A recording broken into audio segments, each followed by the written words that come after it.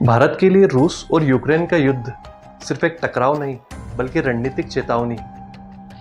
Zelensky ने हाल ही में एक बयान दिया है जिसने सभी को चौंका कर रख दिया है। उन्होंने कहा है कि डोनाल्ड ट्रंप ने पुतिन के लिए जो 50 दिनों की डेडलाइन तय की थी उसको अब घटाकर 10 दिन कर दिया है। इस एक बयान से अमेरिका की यूक्रेन को लेकर नीति, भारत की विदेश नीति और जो यूरोप की सैन्य स्थिति, उन तीनों को हिलाकर रख दिया है। अब यहाँ पर सवाल ये नहीं है कि इस एक बयान से रूस और यूक्रेन के युद्ध पर क्या असर पड़ेगा, बल्कि सवाल ये है कि इसका भारत पर क्या असर पड़ेगा। दरअसल ज़ेलेंस्की का यह बयान उस समय आया है जब पूरा यूरोप यूक्रेन की मदद करने से हिचकिचा रहा था। इटली, फ्रांस और जर्मनी जैसे देशों ने हथियारों की सप्लाई रोक दी थी।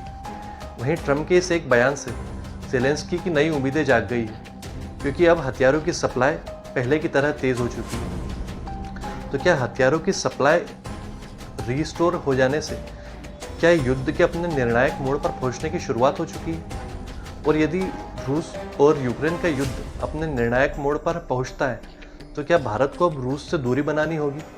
क्योंकि भारत जहां एक तरफ रशिया से ऑयल, गैस और डिफेंस इक्विपमेंट्स खरीदता है, अपने जेट्स और सबमरीन्स के लिए स्पेयर पार्ट्स खरीदता है, वहीं दूसरी तरफ वो अमेरिका के साथ स्ट्रेटेजिक पार्टनरशिप करता है, टेक्नोलॉजिकल और चिप के लिए फंडिंग्स करता है और कई और समझौते करता है। तो ट्रंप के इस एक बयान से और इस नीतिगत फैसले से क्या भारत का जो बैलेंसिंग का गेम है वो अब खटाई में पड़ सकता है? डोनाल्ड ट्रंप सत्ता में आने के पहले से कई बार ये दावे कर चुके हैं कि उनके सत्ता में आते ही इस तरह के सभी युद्ध खत्म हो जाएंगे, लेकिन जब से वो पावर में आए हैं तब से उल्टा ये युद्ध और तेज हो चले। तो क्या ये जो बयान ट्रंप ने दिया है ये सिर्फ एक पब्लिसिटी स्टंट है, या फिर वाकई में पुतिन और ट्रंप के बीच में कोई साइलेंट डील हो रही है, या फिर कोई बैक चैनल डिप्लोमेसी चल रही है?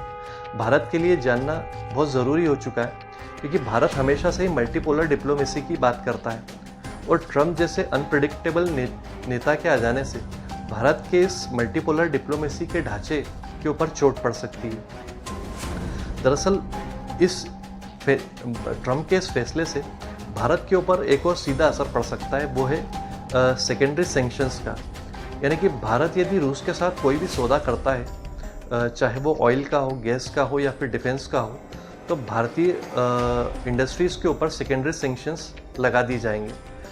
अमेरिका भारत के ऊपर आर्थिक दबाव बढ़ाना चाहता है, उसके बैंकिंग और उसके एनर्जी सेक्टर्स के ऊपर, और ऐसा करके भारत को अमेरिका एक सीधा संदेश देना चाहता है कि या तो आप हमारे साथ हो जाओ या फिर रास्ते से हट जाओ। और चीन वहीं दूसरी तरफ ये सभी घटनाक्रम को बहुत बारीकी से देख रहा है, क्योंकि अमेरिका के द्वारा रूस को धमकाना और रशिया का कमज़ोर होना चीन के लिए एक बहुत फ़ायदे की स्थिति है। चीन को ये बार्गेनिंग चिप्स प्रोवाइड करता है, इसके ज़रिए चाइना जो है रशिया से ज़्यादा अपने फ़ायदे की डील करवा सकता है।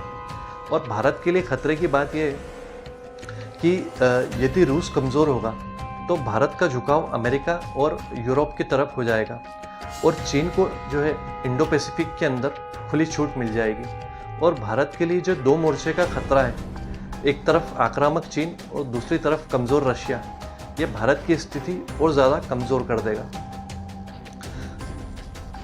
वहीं भारत अब एक ऐसे क्रॉस मोड़ के ऊपर खड़ा हो चुका है जहां पर अमेरिका जो है उसके ऊपर भरोसा नहीं किया जा सकता और रशिया जो है वो अब पहले की तरह स्ट्रांग नहीं रहा। और क्वाड, ब्रिक्स और एससीओ जैसे प्लेटफॉर्म्स भी अब फ्लूइड हो चुके हैं।